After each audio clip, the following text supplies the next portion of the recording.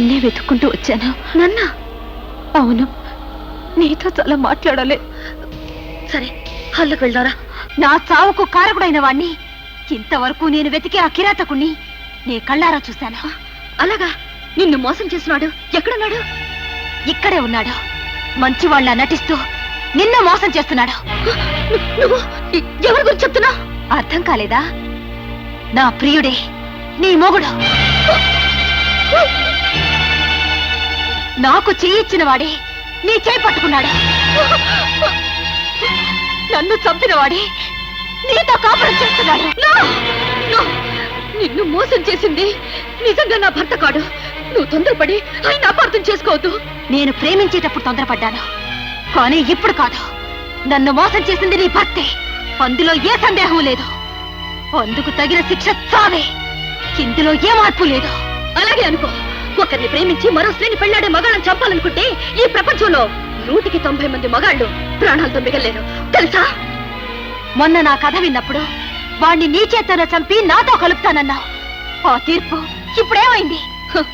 హైకోర్టులో వాదించే చట్టం, సుప్రీంకోర్టులో వాదించే చట్టం ఒక్కటే, కానీ తీర్పు మారుతుంది కదా.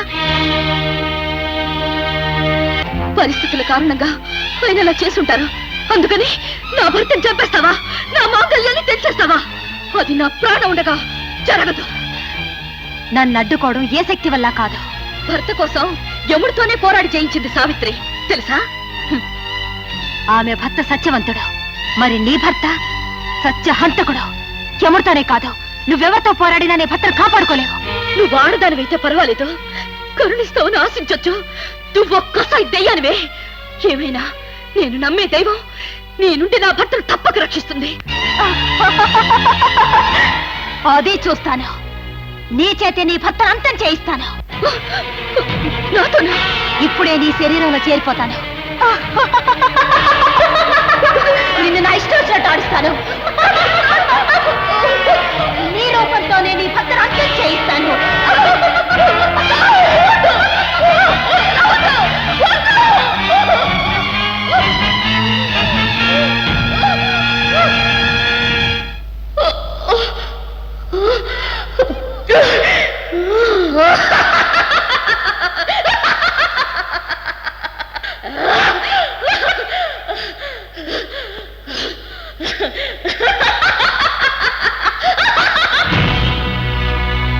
ఓం జయత్వం దేవి చాముండి, జయ భూతాపహారిణి, జయ సర్వగతే దేవి, నమోస్తుతే నమోస్తుతే నమోస్తుతే.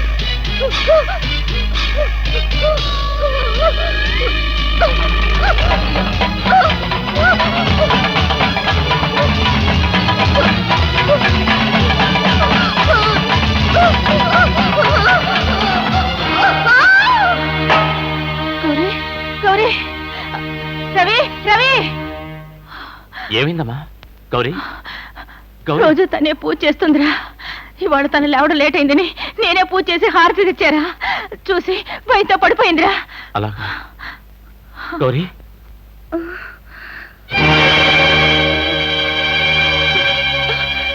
ఏమైంది గౌరీ? ఏం లేదు, రాత్రి సరిగ్గా నిద్రపోలేదంతే.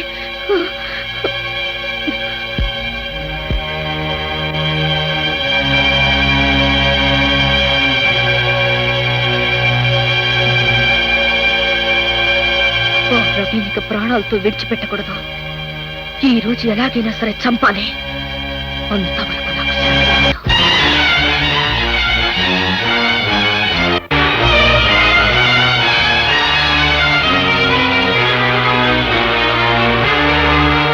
ఈ రోజు నాకు పుట్టినరోజు, నా భర్తకు చావుపోయే రోజు. ఈ విషయాన్ని అన్నంలో కలిపి ఈ రోజే క్లోజ్ చేస్తాను.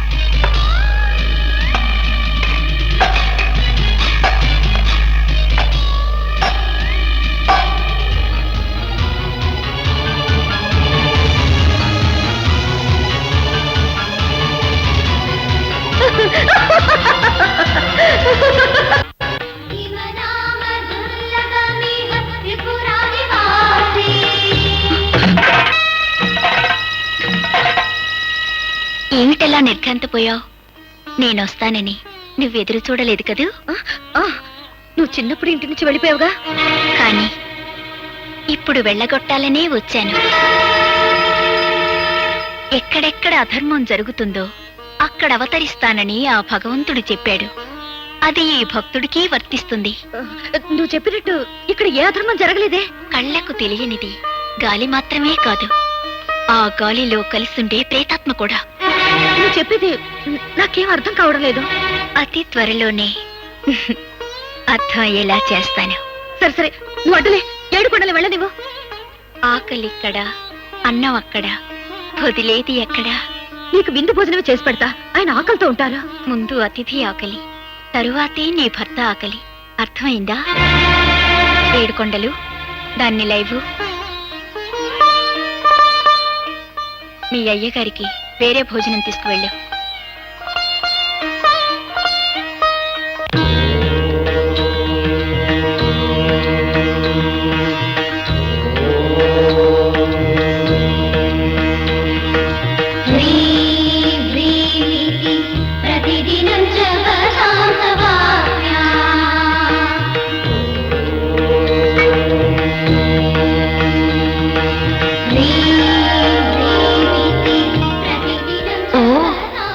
ఆది నారాయణుడి పానుపైన ఆదిశేష, క్షేమమా?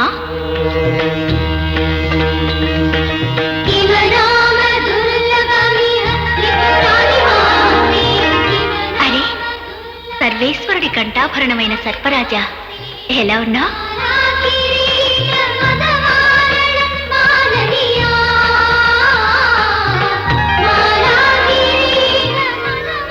ఆహా, నవగ్రహ దేవికి గుడుగైన నాగమ్మ, ఇక్కడికి ఎందుకు వచ్చావమ్మా?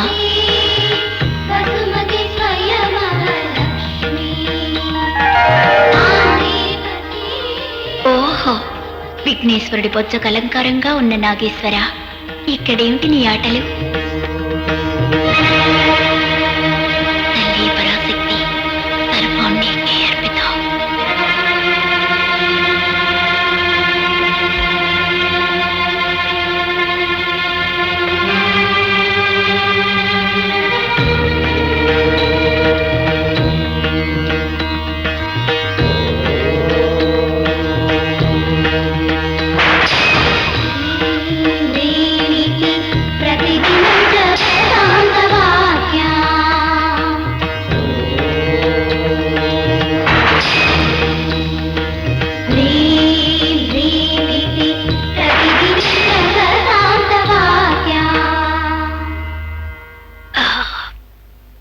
విందు నాకు, విషం నీకు. నీలాంబిక శరణం శరణం. తెలుగు వన్